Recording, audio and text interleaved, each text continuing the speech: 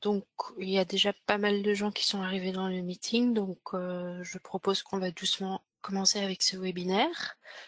Donc, le webinaire d'aujourd'hui, c'est Web App Builder versus Experience Builder.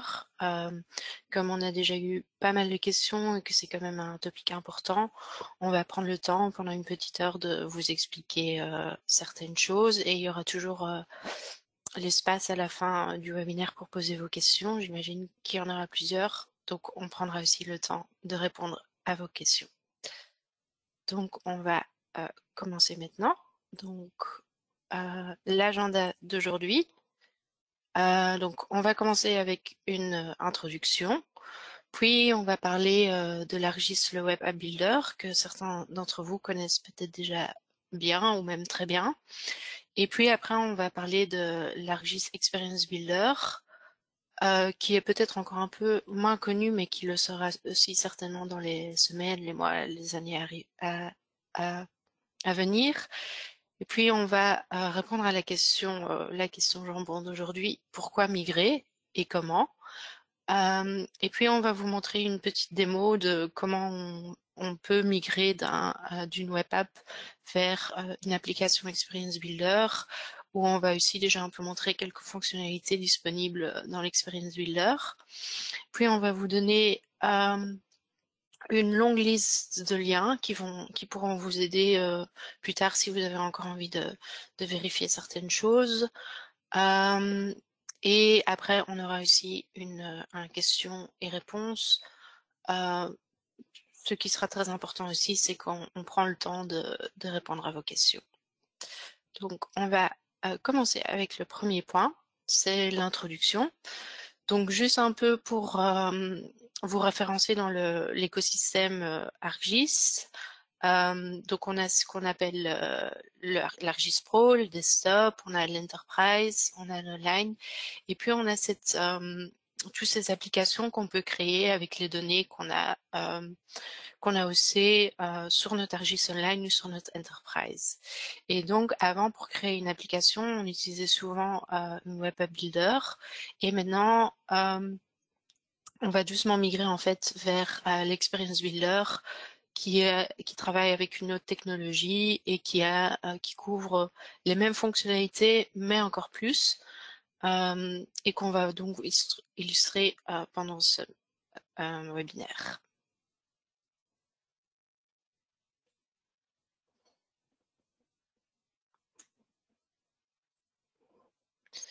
Et donc on va commencer en fait avec l'explication de l'ArcGIS Web App Builder.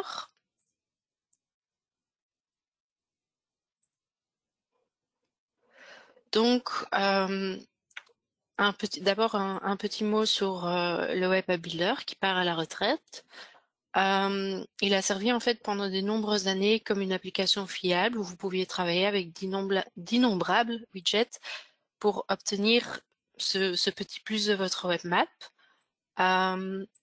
L'application, elle était hautement configurable et facile à déployer selon certains thèmes, mais vous verrez que son remplaçant ne devrait pas être sous-estimé. En fait, pourquoi on va migrer vers Experience Builder? C'est parce que la Web App Builder, elle est basée sur JavaScript 3, qui prendra sa retraite en juillet de l'année prochaine. Et donc, pour cela, en fait, Web App Builder suivra.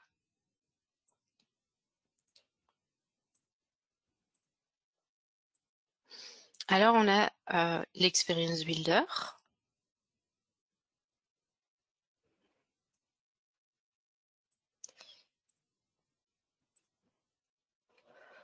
Donc voilà, l'Experience Builder, c'est le remplaçant du Web App Builder qui est basé sur JavaScript 4. Il est convivial et très configurable, mais il propose encore certaines choses qui n'étaient pas encore disponibles dans la Web App Builder. Par exemple, on peut utiliser plusieurs pages au sein d'une même application et on peut utiliser des données 2D et 3D mélangées, ce qui n'était pas possible par exemple avec la Web App Builder, ou si on voulait travailler avec des données 3D, on devait faire une application différente qu'une application avec des données 2D. On va y retrouver les widgets familiers, mais aussi des nouveaux widgets. Et ce qui est intéressant aussi, c'est que l'Experience Builder est configurable par type d'appareil pour un affichage optimal. Donc c'est euh, si vous utilisez l'application sur une tablette, sur un GSM, sur votre desktop, l'expérience sera un peu différente et on peut donc la modifier. Après, elle est également intégrée avec d'autres applications telles que Survey 123, Business Analyst, ArcGIS Indoors et l'Experience Builder est basé sur l'ArcGIS API JavaScript 4.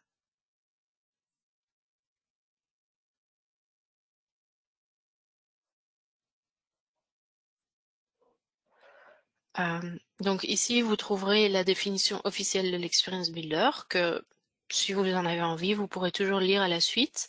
La chose importante à retenir est que vous devez avoir un type d'utilisateur créateur ou GIS Professional pour développer l'application.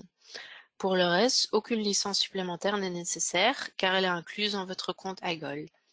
Experience Builder ne nécessite aucune compétence en matière de codage, mais si vous le souhaitez, vous disposez également de l'édition pour développeurs qui vous permet de vous lancer à corps perdu dans le développement.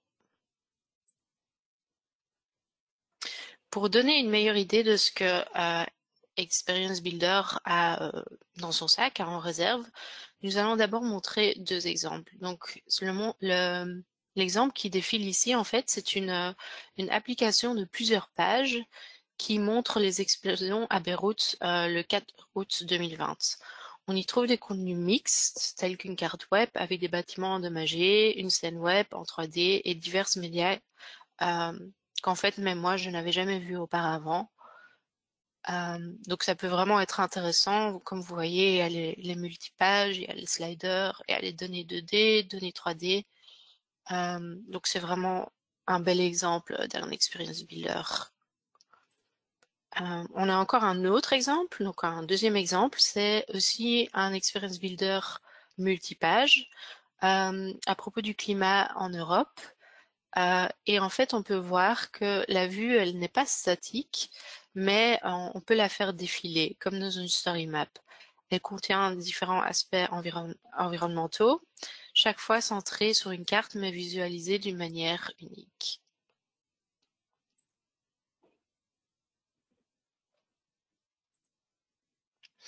Et si vous souhaitez plus d'exemples ou plus d'inspiration, en fait, on a ce qu'on appelle la Experience Builder Gallery. Donc si vous allez scanner le code QR ou juste cliquer sur le lien ici, vous pouvez toujours en fait consulter d'autres exemples Experience Builder. Et donc pour aller un peu plus en détail sur qu'est-ce que c'est cette Experience Gallery, donc en fait la galerie c'est l'endroit où vous pouvez afficher ou modifier vos expériences, consulter des modèles ou créer une nouvelle expérience. Donc la galerie, elle vous permet de visualiser vos expériences, de rechercher des expériences à base d'un mot-clé, de filtrer par propriété et partage, de sélectionner un certain groupe, de choisir la méthode de tri et de basculer entre l'affichage sous forme de carte et l'affichage sous forme de liste. Et une fois qu'on a cliqué sur une expérience, on peut aller vérifier le statut, on peut modifier l'expérience, on peut la lancer, on peut la rajouter aux favoris, etc., etc. Donc ça, c'est un peu le clou de la galerie expérience. Et après, en fait, le flux de travail est assez simple. Donc pour créer une expérience builder, vous commencez toujours par choisir le modèle approprié. Et puis, on peut également choisir parmi les modèles Web App Builder classiques qui vous sont peut-être déjà connus. Et nous ferons ça dans la démo pour vous illustrer comment ça marche. Après, il faudra, une fois qu'on a choisi le modèle, il faut ajouter et connecter des widgets. Il faut aussi ajouter les données avec lesquelles on veut travailler. Et puis après, on peut conserver une mise en page comme on le souhaite. Donc, on peut rajouter plusieurs pages, On peut changer chaque page. Il y a pas mal de choses possibles qu'on va ici illustrer pendant la démo. Et après, numéro 4, c'est optimiser l'application pour toutes les tailles d'écran. Et le plus chouette, le plus simple, c'est partager avec les utilisateurs finaux. Et donc pour ça, on a ce qu'on appelle le Builder Interface. Donc on va aussi le montrer dans la démo à quoi va ressembler en fait l'interface pour créer vos applications. Donc en fait, on a une barre latérale qui nous permet en fait d'ouvrir les panneaux des widgets, des pages, des données et des thèmes. Le panneau de gauche affiche vos pages et les grandes lignes des pages dans une liste structurée et consultable. L'aperçu contient une liste extensible de tous les widgets de votre application, donc ici. La barre d'outils du constructeur, qu'on va voir ici, affiche les outils que vous utilisez pour verrouiller la mise en page, prévisualiser votre expérience, enregistrer, annuler, refaire, publier, etc. Donc c'est très chouette aussi. Un petit plus, c'est qu'on a un petit bouton undo. Si on fait une faute, on ne va pas recommencer à zéro. Et si on se dit qu'en fait on n'a pas fait de faute, on peut toujours cliquer sur refaire. Et puis on a le Canva. C'est l'endroit où on va construire notre application en ajoutant et en déplaçant des widgets sur le Canva. Donc en fait c'est l'application en elle-même. Et après à droite, vous voyez le panneau de configuration qui affiche les paramètres du widget ou de la page sélectionnée. Donc une expérience, comme on l'a déjà dit, peut être créée à partir d'une ou de plusieurs pages, avec un contour qui comprend un en-tête et un pied de page optionnel, ainsi qu'un corps. Et le contour, lui, il contient tous les widgets de l'application et de son environnement, notamment un widget image, deux widgets texte, un contrôleur de widget et une carte. Donc ça, c'est un peu à quoi ça ressemble. On va aussi vous le démontrer parce que maintenant, ça a l'air peut-être un peu vague, mais comme ça, on explique déjà les concepts. Et donc, alors, la question, en fait, qu'on a déjà reçue plusieurs fois et qu'on veut répondre d'une bonne manière, c'est pourquoi on va migrer. Pourquoi faut-il migrer, en fait, de Web App Builder vers l'Experience Builder? La prochaine étape, ce sera comment. Donc, en fait, la Web App Builder, c'était un design optimisé pour le web, mais peut-être que vous avez déjà eu l'expérience que sur une tablette ou sur un GSM, c'était pas optimal. On avait des mises en page fixes, mais on n'avait pas la possibilité d'utiliser plusieurs pages. Et on avait une vue 2D ou 3D. Donc comme j'avais déjà dit au début du webinaire, si on voulait créer une application avec, la même application mais avec des données 2D ou 3D, on devait faire deux applications distinctes. Et puis le quatrième point, c'est qu'en fait, comme elle va être mise à la retraite bientôt, Esri ne développe plus de widget pour l'instant. Donc en fait, elle sera complètement en retraite en 2025 Q4. L'édition pour développeurs disparaît en juillet 2024 et la version Arigis Enterprise disparaît début 2025. Qu'est-ce que ça signifie? Que les applications existantes pour le moment, elles fonctionnent encore, mais qu'il ne sera pas possible à ce moment-là en fait de créer des nouvelles applications ou d'aller modifier des applications existantes. Il y aura une correction de bugs critiques uniquement pour la version Enterprise qui va disparaître donc début 2025 et au moment en fait où vous aurez des mises à jour du navigateur, en fait, il risque d'y avoir des problèmes avec les web apps existantes.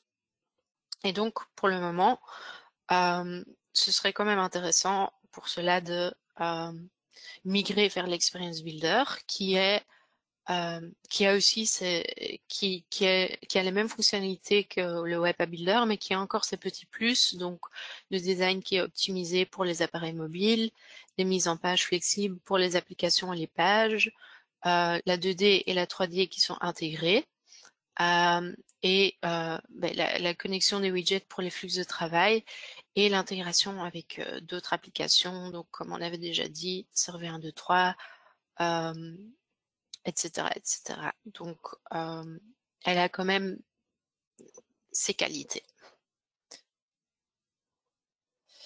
Et donc, la question clé, c'est en fait de savoir comment migrer. Et contrairement à ce que on pourrait penser, malheureusement, il n'y a pas de bouton magique comme pour la migration d'ArcMap vers ArcGIS Pro. Donc, ce n'est pas juste un petit bouton qui va migrer votre web app vers l'Experience Builder. Mais on peut vous expliquer en fait pendant la démo de comment on va recréer et même améliorer en fait vos applications que vous avez créées en Web App Builder, comment on va euh, les recréer et améliorer parfaitement dans Experience Builder. Et donc pour ça, on a une petite démo. Je préviens déjà, cette démo est un peu plus longue que d'habitude car on avait vraiment beaucoup de choses à partager avec vous.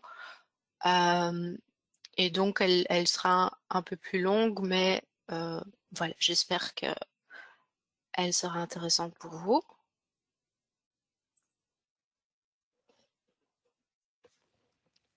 Donc dans cette démo, on va vous montrer comment on peut aller d'un web app qui est créé dans le Web App Builder, qu'on peut le migrer vers une web app dans l'Experience Builder. Et donc pour cela, on a créé une petite application avec le Web App Builder qui montre les inondations dans la ville d'Anvers.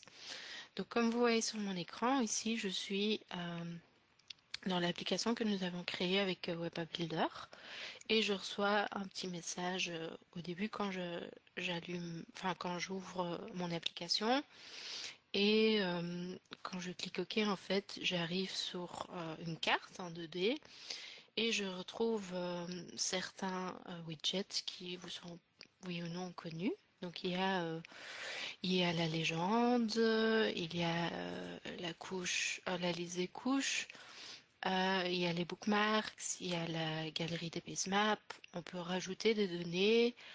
Après, on a les filtres. On peut aussi, par exemple, choisir la fonction swipe. Donc, par exemple, pour filtrer les bâtiments si on ne veut pas les voir ou on veut les voir. Dans l'application, on a le print, on a le shirt, donc pour faire des graphiques, ou on a par exemple le draw, où on peut dessiner une surface sur la carte et on va tout de suite connaître la surface. On peut choisir la couleur, etc. Donc en fait c'est une simple petite application qu'on a fait en web app. Et comme vous le voyez ici, c'est vraiment toutes les données 2D. Et donc on a dû faire une application séparée pour pouvoir créer cette app en 3D aussi. Donc on a fait une autre carte et on a de nouveau un petit Web App Builder, mais ici en 3D, où on a les mêmes fonctions. Donc c'est un peu la même chose, sauf que c'est en 3D et on a certaines petites fonctionnalités. Par exemple, un petit effet, c'est de rajouter une date pour voir à quel point la scène est éliminée. Donc il n'y a rien de très folichon là-dedans, mais on voit qu'on a quand même pour avoir une application 3D et une application 2D, on n'a pas su les combiner, on a dû faire deux applications. Et donc si on va aller voir dans le nouvel Experience Builder, nous avons également créé la même application. Et donc je vais vous montrer en live à quoi ça ressemble. Donc voilà notre application en Experience Builder. Donc on a le même prompt au début. Et on remarque qu'en fait on a quand même le même thème, les mêmes couleurs, que ça ressemble quand même beaucoup à la web app, mais qu'on a certaines choses qui sont un peu plus optimisées. Donc on a le layout, on a les couleurs, on a les mêmes widgets, donc on peut parfaitement recréer l'application. Et donc je vois ici en effet que j'ai de nouveau un filtre, j'ai de nouveau un chart, j'ai un draw, et j'ai mes autres widgets ici au coin. Mais alors je vois, en fait ici j'ai deux boutons extra. Donc j'ai ce qu'on appelle la page, la view classique. Donc là là on a vraiment recréé l'application telle qu'elle était dans le Web App Builder, donc sans beaucoup de tralala, etc. Mais on peut également cliquer sur Optimized. Donc dans l'application, dans la page Optimized, on voit qu'on peut combiner les données 2D à gauche avec les données 3D à droite. Donc on n'a plus besoin de faire deux applications séparées, ce qui est top. Et on a des chouettes petits effets. Par exemple, on peut rajouter, si on a envie, on peut rajouter de la neige. On peut faire une analyse, par exemple, le line of sight. On pourrait aussi faire ce qu'on appelle un slice. Donc c'est la même technique qu'on a utilisée là tantôt, mais en 3D. Et donc voilà, on a quand même certaines chouettes petites fonctionnalités qu'on ne retrouve pas tout de suite dans le Web App Builder, qu'on peut rajouter, ou on peut choisir pour retourner vers notre web app classique. Et donc on voit qu'on peut aussi travailler avec ces différentes pages, ce qu'on a ici expliqué avant la démo. Donc voilà, ça c'est quand même déjà très intéressant. Et alors, bien sûr, la question est comment on va créer cette app dans Experience Builder. Donc pour créer notre Experience Builder, notre application, on va d'abord une fois aller faire la reconnaissance dans le Edit Mode du Web App Builder. Donc ça ressemble à ça. Pour ceux-là qui connaissent déjà, qui ont déjà travaillé, vous allez peut-être reconnaître. Et donc en fait, on revoit le splash screen et on voit ici qu'on a des thèmes dont on peut choisir. Donc on voit vraiment ici qu'on a choisi le foldable theme et qu'on a choisi cette couleur pour travailler dans l'application. Et donc ça, on va garder en mémoire pour créer vraiment la même application. Maintenant, je vais une fois aller dans le Edit Mode de l'Experience Builder, qui est quand même un peu différent, donc il faut s'y habituer au début. Et là, je vois en fait mes deux pages. Donc voilà, ça c'est déjà une fois par information, mais maintenant on va vraiment créer une application from scratch, comme on dit en anglais. Et donc, ce que je vais faire, c'est que je vais aller cliquer ici sur Home. Et en fait, ici, j'arrive dans ma galerie d'Experience Builder où je vois des templates et où je vois mes propres expériences que j'ai déjà fait dans le passé.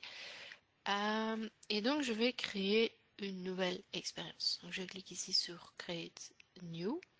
Et là, en fait, j'ai toute une panoplie de templates à choisir. Et donc, un peu dépendant de votre topic, de votre focus, vous pouvez choisir, par exemple, pour vraiment créer plutôt une expérience dashboard ou quelque chose où la carte est centrale.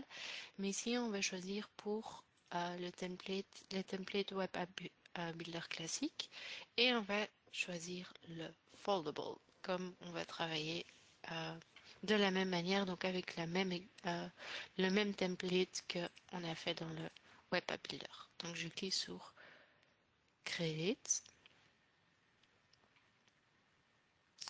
Et voilà, on peut commencer.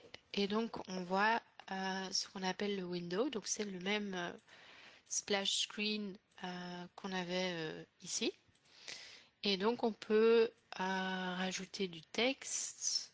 On peut, par exemple ici, je vais vraiment aller faire un copier-coller de mon texte dans mon Web App Builder. Donc, voilà, je vais modifier. Je peux, si je ne vais pas trop vite, je peux centrer mon texte. Je vais centrer ça aussi, ce sera plus joli.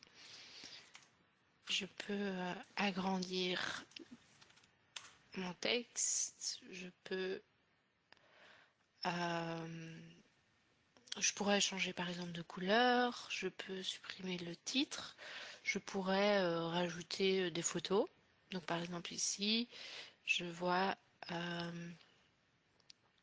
que je pourrais vraiment sélectionner une image. Donc je pourrais prendre une image qui est sur mon ordinateur ou je peux même choisir une URL. Voilà. Donc voilà, je pourrais rajouter une image si je souhaite, mais ici je vais la supprimer. Je vois en fait qu'il y a quand même pas mal de choix à faire. Donc par exemple, je pourrais choisir une couleur. Et donc ce que je peux faire pour rester dans le thème de l'application, c'est ici, je pourrais aller en fait chercher la couleur avec laquelle on travaille. Et donc ce qui est chouette à faire, c'est de faire un petit inspect. Donc notez bien, c'est magique. Je clique ici et je vais sur Inspect et donc je veux les éléments ici et j'ai une certaine couleur. Donc j'ai un code X que je peux utiliser par exemple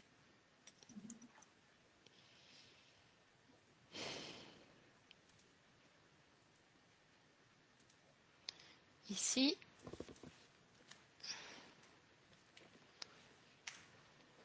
Et alors je peux rendre ça un peu plus transparent ou un peu moins transparent. Et de cette manière, je peux en fait vraiment rentrer dans le mood en fait de l'application WebApp. Donc voilà, ça c'est déjà fait. Donc j'ai mon window. Et alors une fois que j'ai configuré ma window, donc je peux encore rajouter des petits boutons, etc. Mais ça je vais pas faire ici. Je peux en fait aller travailler sur mon page. Et alors je vais vraiment créer l'application elle-même. Donc je vois qu'il y a un titre, je peux l'appeler Inondation à Anvers. Je peux ici le subtitle, je peux l'appeler Ezribelux. Je pourrais rajouter une petite photo d'Ezribelux, etc. Je peux de nouveau changer les couleurs pour que l'expérience soit parfaite. Et puis, on voit en fait que notre basemap déjà, enfin, il y a juste une basemap, il y a pas encore nos données à nous. Et je vois ici que quand je veux rajouter un widget, que je veux rajouter des données, c'est pas possible parce que en fait je suis dans ce qu'on appelle le lock layout. Donc ça veut dire qu'on va vraiment locker le layout pour qu'il ne soit pas possible de faire des modifications si on veut pas que qu'on fasse des choses par accident, mais si on veut rajouter des widgets, si on veut modifier des choses dans le layout, évidemment il faut le déloquer. Et là je vois que je peux rajouter plein de choses. Et là je vois ici ce qu'on appelle le live view. Ça c'est un peu pour voir comment l'application ressemble en live. Donc si on veut une fois voir si on a déjà fait des modifications et qu'on veut sortir de ce edit mode, on peut utiliser ce qu'on appelle le live view. Donc là je vais le désactiver et je vais rajouter des données. Donc je clique ici sur Add Data et je vais choisir ma carte. Donc je vais travailler avec une carte la 2D. Et donc là, je vois juste que j'ai rajouté des données, mais je ne vois pas encore la carte dans mon application. Pour ça, il faut vraiment aller cliquer sur Insert Widget et alors je vois Map. Par contre, si je clique juste sur Map, il n'y a rien qui se passe. Il faut vraiment que je fasse un drag and drop pour rajouter cette carte dans l'Experience Builder. Et donc là, je vais l'agrandir. Je vais sélectionner ma map que je veux montrer. Et voilà, j'ai ma carte en verse qu'on avait vu là tantôt aussi. Donc on a déjà fait une partie du boulot, donc on a rajouté un titre, on a rajouté la carte. En fait, ce qu'on va faire maintenant, c'est qu'on va rajouter des widgets. Si je dézoome un peu pour avoir une vue sur toute mon application, en fait, je vois qu'il y a déjà certains qui ont été rajoutés par default, donc c'est le map layer. Et je vais un peu agrandir ma carte aussi, voilà, comme ça ce sera plus joli. Et la légende. Et maintenant je veux encore ajouter certains boutons. Et en fait je vois qu'ils sont déjà dans un sort de conteneur. Donc en fait ils sont dans ce qu'on appelle un widget controller. Et donc si je veux rajouter en fait je le trouve ici. Et si je veux encore ajouter un widget, je vais cliquer ici et je vais rajouter par exemple mon bookmark. Je vais rajouter ma basemap galerie et je vais rajouter mon add data. Voilà. Et je peux même choisir dans quel ordre. Mais ici, ils étaient déjà dans le bon ordre. Donc je pourrais déjà en fait choisir l'ordre dans lequel on les voit sur la carte. Donc ça, c'est très chouette aussi. Euh, Après, on voit que quand on va nouveau dans notre application ici, on a ce filtre, ce swipe, etc. Donc on veut aussi les rajouter. Et donc ce qu'on va faire, c'est qu'on va rajouter encore un widget controller, parce qu'on pourrait rajouter, par exemple, le filtre ou le draw, on pourrait le rajouter comme ça, mais là on voit que c'est juste un bouton. Mais on pourrait le rajouter, mais on veut que ce soit vraiment dans une ordre fixe, que ça ait une structure. Donc pour ça, on va rajouter en fait ce widget controller. Et on va le chercher ici. Donc voilà.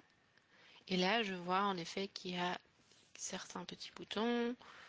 Je peux un peu les modifier. Et donc voilà, je vais rajouter un widget. Donc je vais rajouter le filter. Je vais rajouter le swipe. Oh, je l'ai rajouté 2 fois, donc je peux le supprimer, ce qui est top. Je peux rajouter le chart. Et donc quand je ferme, je vois que j'ai des boutons. Par contre, ce qui est intéressant ici, on voit ici que les icônes, c'est des rectangles et ici c'est des cercles. Donc ça ici, on peut parfaitement rajouter. Et donc on peut vraiment, vraiment beaucoup configurer nous-mêmes. Et donc ça, c'est une bonne nouvelle.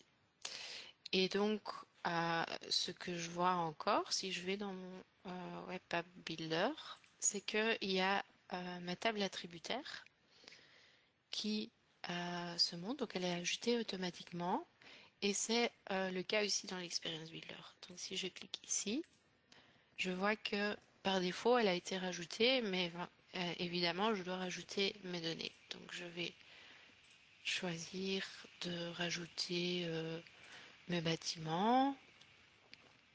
Et alors je peux dire quelle couche, quel attribut je veux montrer. Donc je peux enlever des attributs et je peux rajouter une autre couche, donc par exemple parcelle administrative. Donc je peux vraiment créer la même expérience que dans le Web App Builder. Donc voilà, ce que je vais faire, je vais fermer ça. Donc voilà. Et en fait, je peux configurer tous mes autres widgets parfaitement de la même manière que je l'ai fait dans mon Web App Builder. Donc c'est les mêmes paramètres. Et ce que je peux faire, c'est je peux toujours sauvegarder ma page et je peux lui donner un nom. Donc inondation à Anvers démo. Et je vois en fait qu'elle est encore en draft, donc pour le moment, elle n'est que visible par moi. On ne peut donc pas la publier. Elle n'est pas encore publiée, désolée. Euh, donc voilà. Euh, et donc pour le moment, je n'ai encore qu'une page. Donc j'ai encore ce qu'on a ici. J'ai que mon expérience classique, mais je n'ai pas encore mon expérience optimisée. Et donc pour ça, je vais dans Page et je peux cliquer sur Add Page. Et là, je peux de nouveau choisir pour un thème, je peux lui donner un nom, etc. Je peux voir. Et en fait, je peux aussi indiquer si ce sera le home page. Qu'est-ce que ça veut dire? Le home page, c'est que quand on va naviguer vers l'application, que ce sera la première page qui s'ouvrira, donc la page par défaut. Donc je pourrais aussi la modifier. Je pourrais faire de ce optimize, je pourrais en faire mon home page, mais ici, ce n'est pas le cas. Allez, on veut en fait travailler avec la classique. Donc je vais l'appeler classique. Mais en fait, quand on va sur la page Optimize, on voit qu'on doit tout recommencer from scratch. Et ça va nous prendre du temps alors qu'on veut juste faire quelques petites modifications. Et donc en fait, ce qu'on peut faire, c'est on peut vraiment duplicate la page classique. Et donc on a une copie en fait de cette page. Je vais la mettre là. Et je peux supprimer en fait le optimize et je peux renommer ça. Comme ça, je ne dois pas reprendre tous mes settings et recommencer du début. Donc maintenant que j'ai rajouté ma page Optimize, je peux aller la configurer comme on avait fait dans l'exemple d'Experience Builder qu'on avait montré. Je vais une fois aller sur mon exemple, je vais cliquer sur Optimize et je vois à gauche une carte 2D et à droite une carte 3D.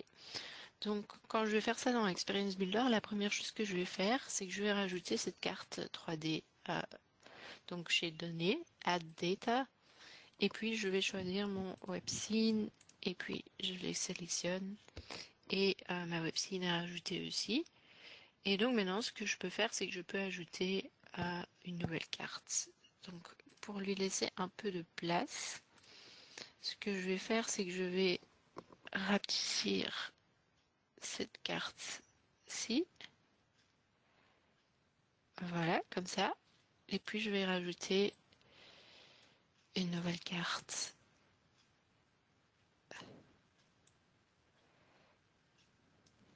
Et je sélectionne ma carte. Et voilà, à gauche, j'ai une carte 2D. Je peux aussi, je pourrais rajouter une légende. Donc je vais choisir pour celle-ci. Je peux rajouter une petite légende que je vais mettre là-bas. Et de cette manière, en fait, j'ai rajouté très facilement une carte 2D et à droite une carte 3D. Mais quand on va voir dans l'exemple Experience Builder, ce qui nous manque en fait, c'est nos deux boutons pour en fait switcher de la view classique à la view optimized. Pour ça, je vais retourner dans la classique et je vais rajouter un widget qui s'appelle button, donc, qui est donc ici. Et alors je peux lui donner un certain style. Je peux lui donner un nom. Je peux lui donner un icône. Donc ici, ce sera plutôt la page par défaut. Et alors je peux mettre Connect to Data et je peux mettre un link to la page en fait. Et alors je peux lui dire de quelle manière elle peut ouvrir. Donc là j'ai rajouté un bouton pour la classique. Je vais la rendre un peu plus petite. Je pourrais changer encore le style par exemple. Je pourrais lui donner un autre border. Je pourrais lui donner un autre fil, etc., etc. Et puis alors je peux rajouter un deuxième bouton que je vais de nouveau donner le même style. Je vais l'appeler Optimize. Je mets le lien vers la page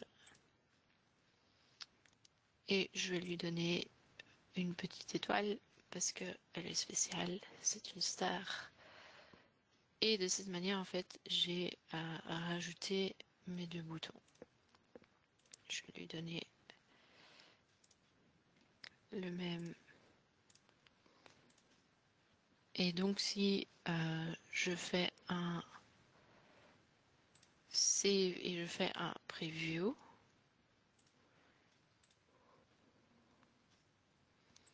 et je clique sur Optimized, alors je vois que je suis sur l'autre page. Et si vous voyez bien sûr que les deux boutons manquent parce qu'on a dupliqué la page avant d'avoir fait toutes les modifications. Donc un best practice ce serait de vraiment faire la première page et de ne que dupliquer après. De cette manière, on a beaucoup moins de travail manuel à faire. Donc ça c'est important aussi. Mais on voit aussi, ce qui est important aussi, c'est qu'on voit qu'on est encore toujours en draft mode. C'est qu'on n'a pas publié l'application Experience Builder. Donc en ce moment, elle n'est que visible pour moi. Et donc pour faire cela, ce qu'on peut faire, c'est qu'on peut aller cliquer sur Publish. Et au moment où on va la publier, elle sera visible dans ArcGIS Online. On peut mettre des options de partage, etc. Et on peut, à ce moment-là, on peut la partager. Et donc, de cette manière, on a fait allez, assez vite, on a créé une petite application en Experience Builder. Et maintenant, en fait, une des autres nouveautés qu'il y a dans l'Experience Builder, c'est qu'on peut aller optimiser pour chaque écran.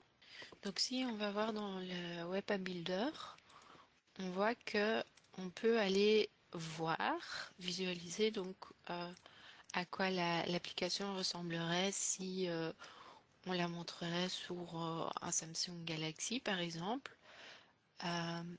Mais on voit qu'on ne peut pas modifier ou optimiser cette vue. Donc si il y a des petits boutons un peu partout, c'est pas quelque chose que on pouvait optimiser avec la Web App Builder, mais c'est bien possible dans l'Experience Builder.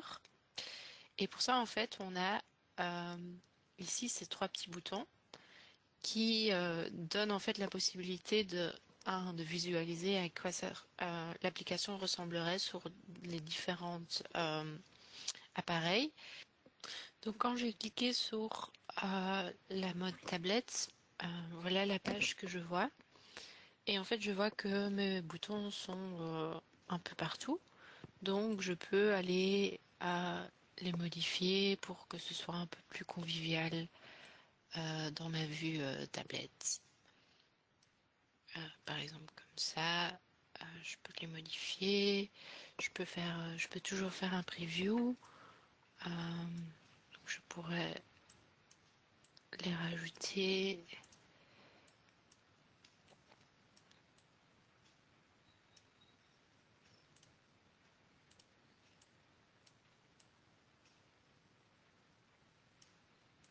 de cette manière par exemple, et je peux toujours aller sauvegarder l'application. Et donc alors ce que je peux faire aussi, donc je vais lancer un preview. Et en fait, ce qui est intéressant ici aussi, c'est qu'on peut, si on va dans Inspect, donc ce qu'on avait fait là tantôt, c'est qu'on peut aussi aller choisir à quoi l'application va ressembler. Par exemple, quand on la met en mode tablette, donc ici pour un iPad Air, on peut voir que ça ressemblera à ça. Donc là, on remarque en effet qu'on a mis les boutons ici.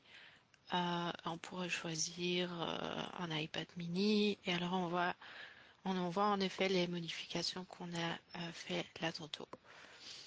Et donc ça ce sont les différences qu'il y a, donc on peut aller publier de nouveau et de cette manière en fait on peut aller optimiser l'application pour les différents modes de vue. Ce qui est aussi une nouveauté d'Experience Builder, à part le fait qu'on peut combiner les pages 2D, 3D, qu'on peut rajouter plusieurs pages, qu'on peut être vraiment super flexible avec l'application.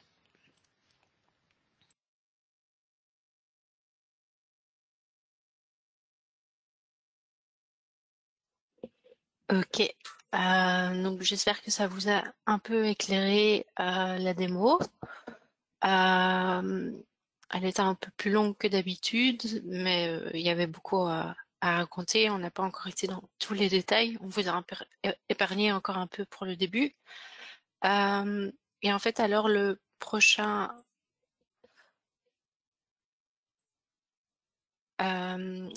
section dont on veut discuter, en fait, ce sont les liens. Pourquoi elles sont plus importantes que dans d'autres webinaires? C'est parce qu'on va ici vous partager les liens vers les roadmaps pour que vous pouvez vous-même suivre un peu l'évolution en fait des widgets. Donc par exemple ici vous avez la matrice de fonctionnalité entre la Web App Builder et l'Experience Builder dans ArcGIS Online. Donc c'est intéressant si vous êtes à la recherche d'un widget spécifique et vous ne savez pas, vous ne connaissez pas son statut. On peut aller toujours les rechercher euh, dans la matrice. Donc on peut voir que la plupart des widgets sont quand même ou bien déjà été migrés ou bien elles sont planifiées pour dans le futur. Donc vous le voyez à l'aide des petits boutons, à l'aide des symboles, vous pourrez trouver en fait, et les couleurs, vous pouvez retrouver le statut de chaque widget. On a la même matrice ici, mais pour l'Enterprise. Donc ça c'est oui, c'est pour si vous faites vos applications en Enterprise et pas en ArcGIS Online. Et puis après, dans les liens, on va vous inclure aussi ici le widget book. Donc qui va vous donner, qui est un guide facile pour vous aider à démarrer, qui va vous expliquer quels sont les widgets et qu'est-ce qu'ils font. Donc ça c'est intéressant aussi. Donc on va vous partager les liens après. Et alors ici on voit aussi la roadmap. Donc par exemple Geoprocessing. Donc ce sont en fait les widgets qui vont bientôt être développés. Et ici, on a encore un petit un lien donc dans la Leslie Community pour vous aider en fait à migrer plus facilement. Donc il y a plein d'informations assez utiles à retrouver là-dedans. Donc ça, ce sont les liens qu'on vous partagera après la présentation. Donc on va vous partager les liens et on va vous partager l'enregistrement en fait de la démo. Et alors on a encore les liens qu'on inclut en fait à chaque fois où vous pouvez, donc c'est les liens où vous pouvez trouver les Community où il y a pas mal de questions qui sont posées, où vous pouvez vous-même chercher des formations à suivre. Enfin, il y a un peu de tout là-dedans. Donc ça, c'est intéressant aussi. Alors, on arrive en fait à nos questions et réponses. Donc, si vous avez encore des questions, n'hésitez pas à les mettre dans le chat. Et je vois en fait qu'il y avait déjà la question s'il serait possible d'avoir le PowerPoint et la démo. Donc en fait, ce qu'on fait après chaque webinaire, c'est qu'on va partager les liens qui étaient dans la présentation et qu'on va aussi partager l'enregistrement. Donc on ne va pas partager les slides, mais on partage l'enregistrement, donc la totale en fait de la présentation et de la démo. Après, il y avait aussi donc la question à propos du widget géotraitement. Est-ce qu'il sera déjà disponible dans l'Experience Builder et sinon, quand serait-il disponible? Et donc en fait, il est prévu pour novembre 2023 dans l'Experience Builder pour ArcGIS Online. Mais si vous souhaitez, il y a aussi le roadmap qu'on va vous partager dans les liens, où vous pouvez vous-même en fait suivre l'évolution, parce que parfois il y a certaines petites modifications. Donc pour être toujours up to date, c'est mieux d'aller vérifier de temps en temps sur leur roadmap. Donc, n'hésitez pas, si vous avez encore des questions, à les mettre dans le chat, on peut encore y répondre après. Et entre-temps, je vais déjà vous motiver en fait pour déjà notre prochain webinaire.